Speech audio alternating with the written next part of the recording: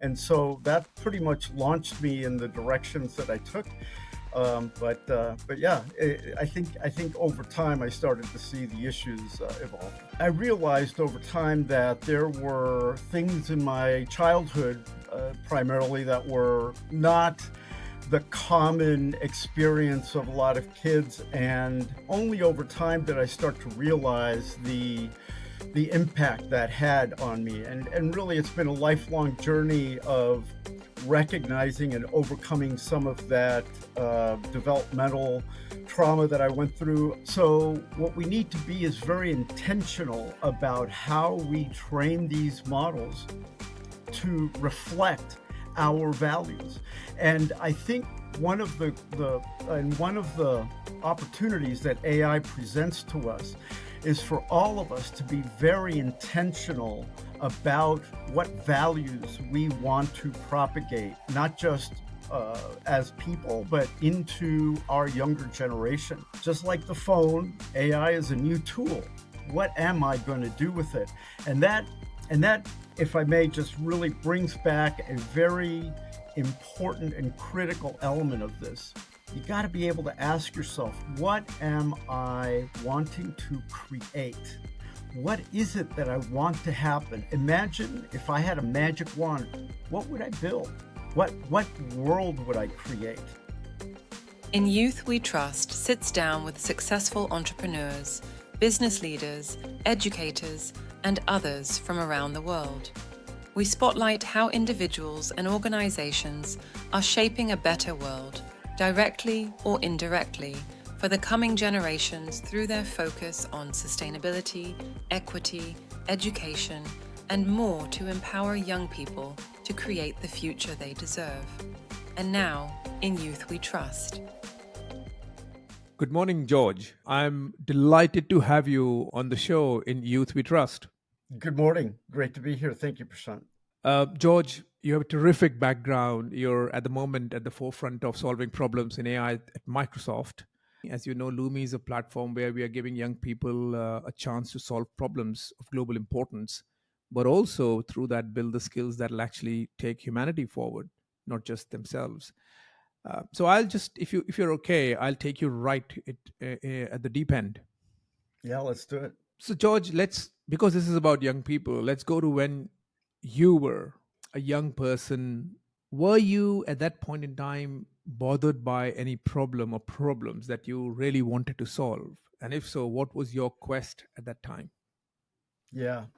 So when I was young, the biggest problem I had was patience. I wanted to get out into the world and do things.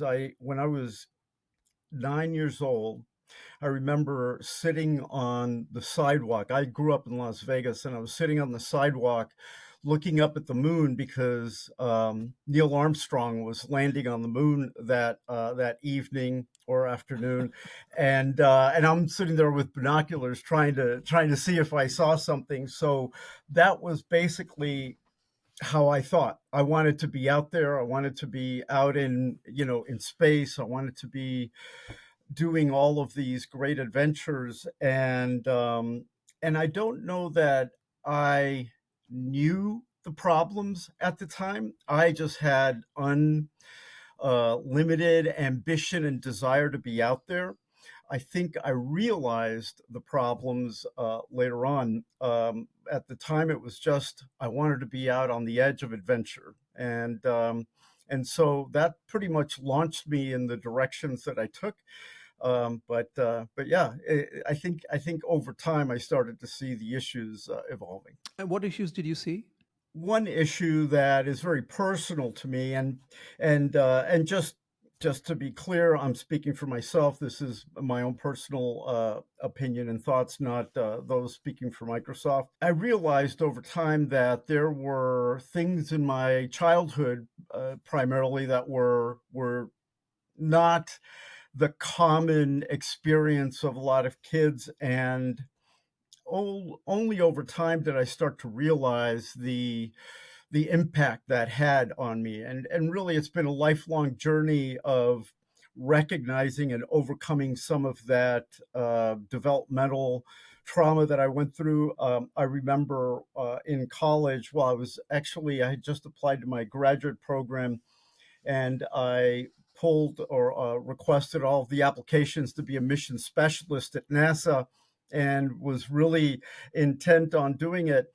But I fell a bit short of that, and but that was okay. That was a very ambitious goal, but the point is that throughout my life, I don't know that I recognized what some of the impact of that childhood was, and it's been a struggle at times, but it's been a rewarding journey to try to overcome those things, and and heal from a lot of the issues that I experienced when I was a kid. And whilst you were experiencing it, I mean, were there issues like personal, which obviously we don't want to get into, but Mhm. were they driven by the environment that you were in? Yeah. So it was a whole combination of things. So my family emigrated from Cuba when Castro took over. My dad was in the casino business. We went and moved to Las Vegas, as I mentioned. Um, I grew up in Las Vegas at a time when the mob was running the city. Back in the '60s, and Okay. it was a very stressful time. I was just a little kid, watching Neil Armstrong through binoculars.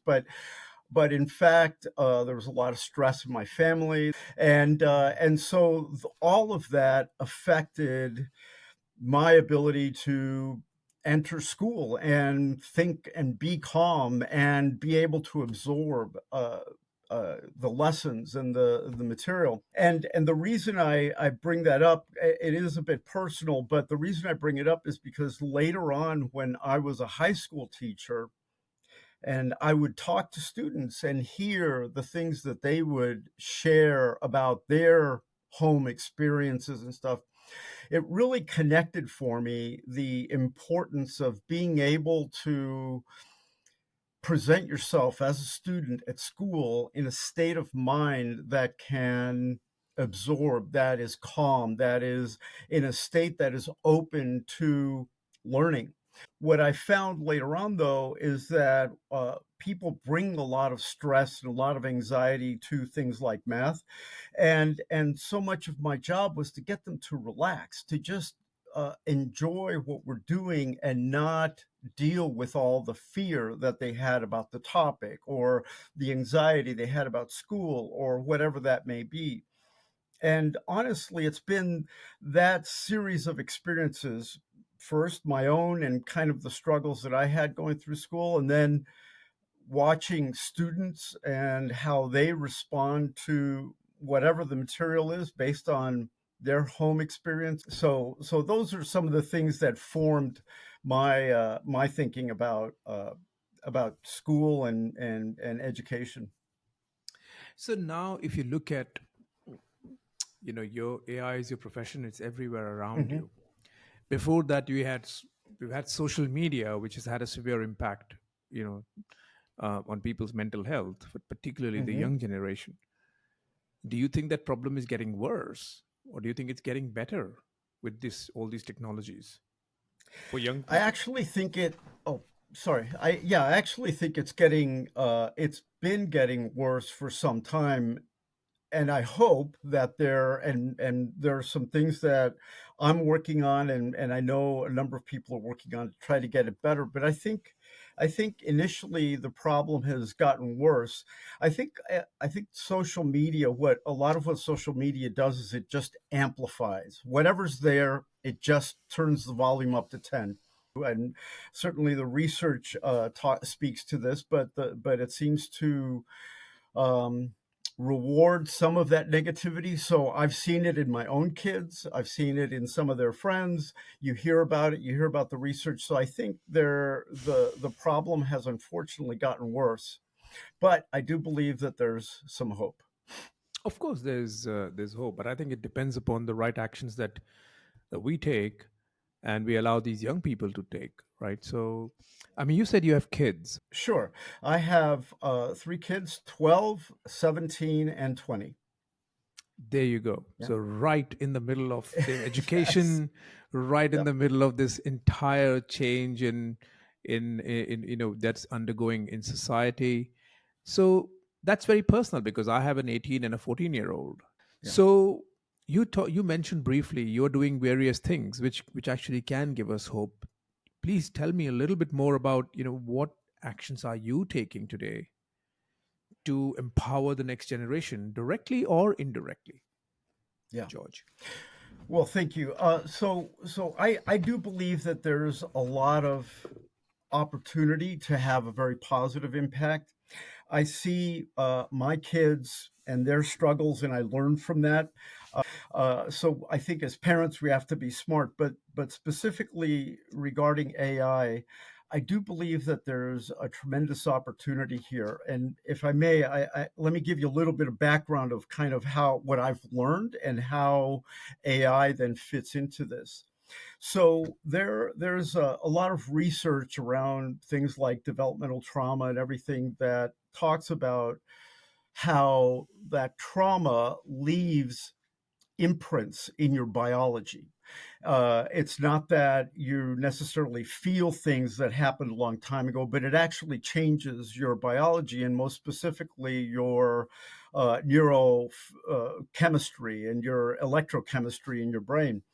And there are technologies that are here today. There's nothing even slightly controversial about things like neurofeedback and other technologies like that that are really being underutilized in terms of dealing with things like developmental trauma. And I think one of the great opportunities of AI is to bring and train AI in ways of working with people to help them overcome some of these uh, scars, if you will, emotional, mental, neurophysiological impacts of the trauma. There are some really beneficial ways of treating that, and AI has, I think, a very valuable and important role to play in that. Just to step back a little bit, so if we think about AI, we right now are in the first minute of the year in terms of AI. And even in just this 1 year since its, big public release, it has evolved dramatically. Things have changed tremendously in the last 12 months. But what is about to come is so much bigger and so much beyond what we might imagine that I think it's going to be a big adjustment to understand and accommodate these things. But one of the places that AI can have a really, really beneficial effect is, I think, on things like mental health, physical health, partly because what you can do with AI is think of AI as if you think of an LLM model like ChatGPT or some other, think of that as a teenager, and you're launching a teenager into the world to solve a problem, right? And I remember early on, Sam Altman from OpenAI talked about the values alignment problem with AI. And the reason I bring that up is because AI models do behave like they respond like people. And as people, we have values that we reflect in what we say it, how we interact with people. So, what we need to be is very intentional about how we train these models to reflect our values. And I think one of the opportunities that AI presents to us is for all of us to be very intentional about what values we want to propagate, not just as people, but into our younger generation.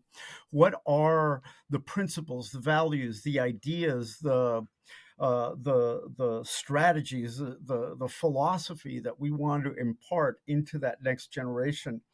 And where I find AI is sometimes helpful is that many of those things that we normally think about as ourselves, we tend to not think about deliberately. We reflect who we are. We interact with people.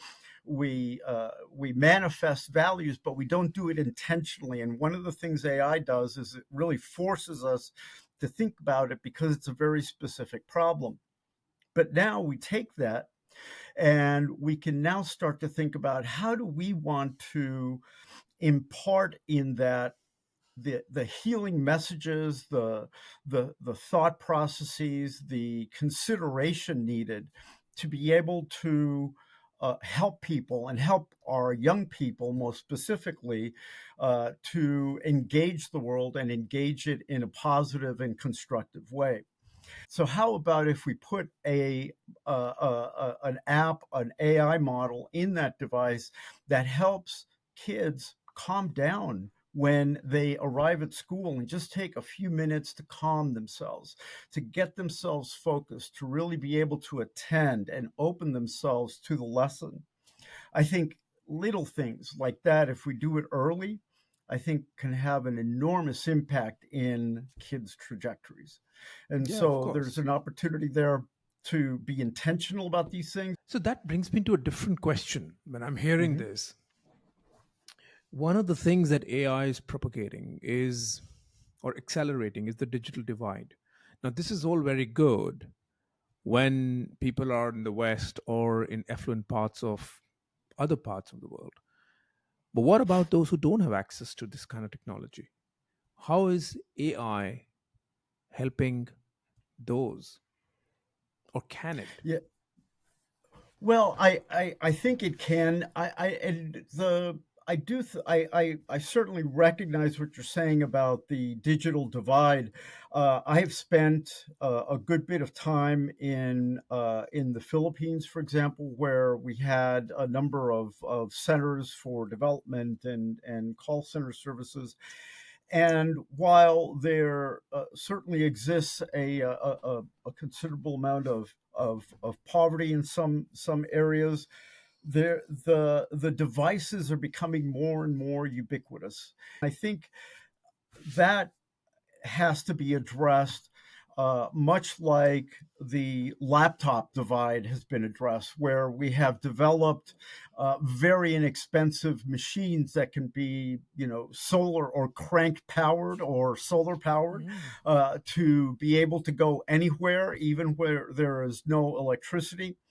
There are ways of using it to solve some of these problems. One of the really beautiful things that I find with AI is that it's great at generating ideas, right? At generating options for solving problems. And I believe that one of the areas where we can apply AI is to solving these kinds of problems. Even if you just take a chat GPT model and go out there and say, hey, let's look at these types of scenarios and ask it, how could you solve these scenarios using your most creative out of the box thinking? It may give you seven or eight ideas. Maybe four of them are a little too crazy, but four of them might be on the edge far enough that you can maybe reach out and achieve it. Right, right. Now, let me go in a slightly different direction given your Mhm. background. So, with the, you've been in academic, high school, university. Um, Now you're deep into AI. Do you see the education system, which is school followed by university followed by a job, changing, or do you see some aspects of this collapsing? This episode is brought to you by Lumi.network. We're on a mission to help the next generation prepare to take on the world. Our AI augmented platform runs quests that help 10 to 25-year-olds shape their future by developing AI, entrepreneurship, and design thinking skills to solve the most pressing business and social issues. If you or your organization wants to impact the next generation positively, we'd love to talk to you. To learn more, visit lumi.network. I guess I see some things that are a little frightening, and it seems like some things could collapse. On the other hand, I also believe that so if we think about it, you could use things like AI to personalize that education, that subject matter to the learner so that it brings those analogies, it brings those connections. If you extend that idea, then institutions of learning could then be transforming themselves into using technologies like AI to achieve greater levels of personalization with teaching. I do think that the days of having a lecturer and 300 students sitting in the room taking notes and then having an exam at the end, those days I think are going to be shorter and shorter. And days of personalization of education are going to be increasingly the norm as we go forward. Yeah. But as technology becomes so accessible and you can do so much, I mean, just with Sora, you can do so much that you could take weeks to produce. Yep. Uh, so, do you think similarly technology will enable a 14, 16-year-old to go straight into a job that is today, um, you know, something that only a university graduate can go for? Well, perhaps, and here's the issue. There is technical knowledge, and certainly for a lot of jobs, you have to have a certain technical understanding of how to do something, but there's also judgment that is needed and wisdom that is needed for doing our jobs. And obviously, it depends on what job you're doing, but uh, certainly if the technical knowledge is all that's needed, perhaps a 14-year-old can do the job just fine. And as we see, we have lots of teenage entrepreneurs that build companies, build devices, build all sorts of really interesting things. But I think there's lots of examples of people that have been very successful, yet lack the wisdom to know what to do with that success at times. And I think there's that brings us back to the whole question of what are our values? So, Yeah. therefore, I've got an AI supporting me. What I'm trying to see here is how realistic is the change in the education system that we see or we have seen for nearly 250 years. I think I think it is very realistic. The timing may not be one that we understand, but the Mhm. logic of it, I think, is inescapable. The question is, do we have the infrastructure? Do we have the rails, the safety rails in place to make those things happen? I think it's going to take a while to get there. But does it make sense to leverage that horsepower wherever it appears? So much of your success in life is often determined by what zip code you were born in, or Yeah. where you attended preschool or whatever. And you may have wonderful capabilities that just don't get tapped. So extending that network, that infrastructure out to those people to be able to contribute would make us all a make the world a better place to Much be, I better. believe. Yeah. So, as a senior professional, when you're hiring, do you see a change in what you're looking for in people? What has changed in what you look for in people? So it has changed for me. early in my career, I looked for very kind of specific markers and indicators of education, career experience, etc. What has been demonstrated by this surge of AI is how rapidly knowledge and technology change. And so success is really defined by your ability to adapt to that change, as opposed to hoping that someone brings that experience already. For so many years, it was all about, hiring was all about where you had been, what companies, who you knew, etc. But with the speed of change, the rapidity of evolution of technology, and frankly, every structure and infrastructure that we work in, I think the ability to adapt, what we call growth mindset here at Microsoft,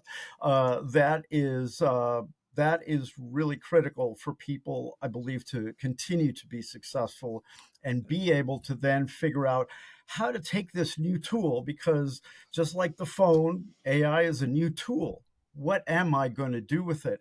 And that, if I may, just really brings back a very important and critical element of this. You got to be able to ask yourself, what am I wanting to create? What is it that I want to happen? Imagine if I had a magic wand, what would I build? What world would I create? And I think all too often people don't ask themselves that question. They just kind of go to the next thing, or the next thing that helps them succeed, or whatever. And those things are all good. But I think it's important that we challenge ourselves and ask what we want to achieve. And I think that's another element that, as I've gotten older, I've started to look for more and more for in applicants and in candidates, is, do they have a vision for what they want? Do they have an idea of what they are trying to achieve ultimately? And Great. and that, I think, is really important.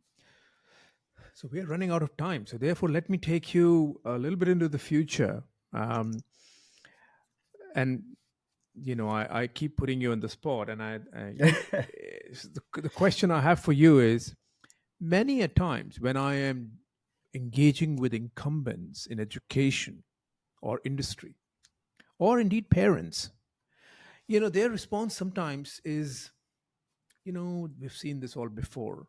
You're talking about AI. Some people are ringing an alarm bell. Other people are saying this is good for us, this and that.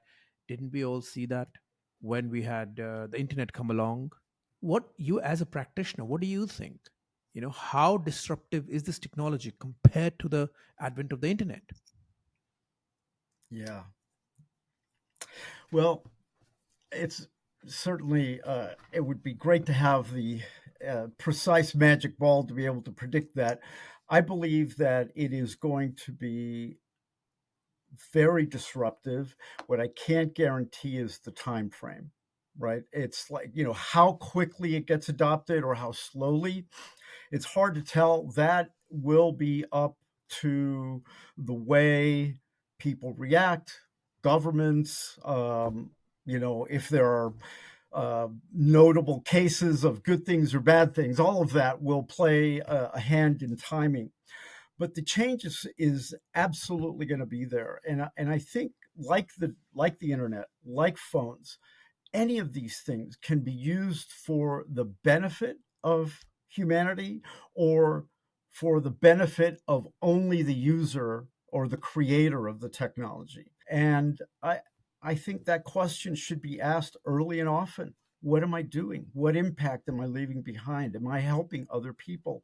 And if that is your mindset, then there is no question that these powerful tools like the internet, phones, AI can have a miraculous impact. On the other hand, if we leave it strictly to how am I going to make money for myself, well, then that's what we're going to get. So it always comes down to the values people bring. The values I can understand, but what I'm noticing is that there's almost a denial. I see the same issue with Hmm. climate change. And the denial aspect is, we've seen this, or this isn't going to have, people are saying this is going to change the future of jobs, the future of humanity, this and that. Um, But it won't. It's okay. We've come through lots of other Hello? changes. We'll get through this one too. So it's the denial aspect. And, I sometimes Hmm. kind of, want to say, you don't understand. But then the very moment I feel like saying that, I stop myself and say, maybe I don't understand. Yeah. So I'm constantly trying to educate myself. Yeah. Yeah. Well, so there, I think as humans, we are generally resistant to change because change challenges us. Change forces us. Yeah, I don't know if you've ever read Daniel Kahneman, Think Fast, Think Slow, I and do. I did, yeah. all of the thoughts about cognitive processing and everything, but change forces us to step into that second gear that really requires effort, and it's just a bias that we have to try to resist that, and to the best we can, very much like being a lifelong learner is embracing change and adapting and then figuring out how to apply your values to this new technology. So these new technologies, they're gonna have a big impact.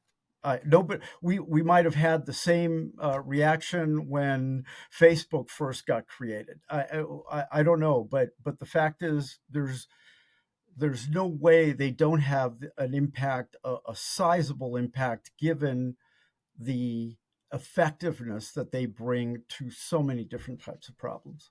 Yeah, yeah, of course. So where Yeah. do you see the world in by 2040? Well, I think I think one of the big shifts that's going to be happening is that so many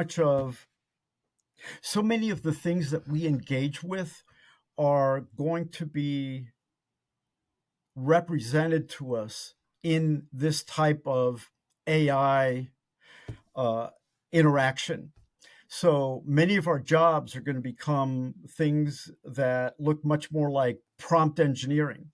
But I really, again, and I know I keep harping on this theme, but if you want to build a really effective prompt, you have to be really precise about your question, right? That forces a level of detailed thinking that often we ignore or discard. And I think that challenge of thinking very precisely about what we want and how we want to achieve it is going to be a healthy thing for people. I think that will prepare everyone very well for the way AI will change the world, because that is how AI works. It asks you to define what needs to be done. So you need to be very precise about it. Many of the things that we deal with are, I think, going to be automated. We, as workers, for example, we will continue to elevate in terms of our strategic position in decision making, and a lot of the work will be done by automation and machines. But AI doesn't have a will, doesn't have an intention. It only responds, and so it's still going to require people to tell it what to do. Brilliant. Thank you. Well, I really enjoyed talking to you, George. I think wide ranging answers from being philosophical to being very pragmatic. Um, and as I expected, there is no clear answer. And how can there be? We are all kind of racing the car as we are building it, That's right. quite literally. So thank you again. And, I look forward to continuing this dialogue and to coming back and seeing, how things are evolving. Yeah, we'd love to do that. Yeah, it'd be great to see, take a check in a few years and see how things are evolving. Yep, Yeah, absolutely. probably in a few months. No, that's true. That's true. Yeah. All right. Thanks for listening. If you found this conversation valuable, please leave a review wherever you listen to your podcasts. If you have a story or someone you know does, please recommend them to us by email at hello@lumi.network. We'll see you next time on In Youth We Trust.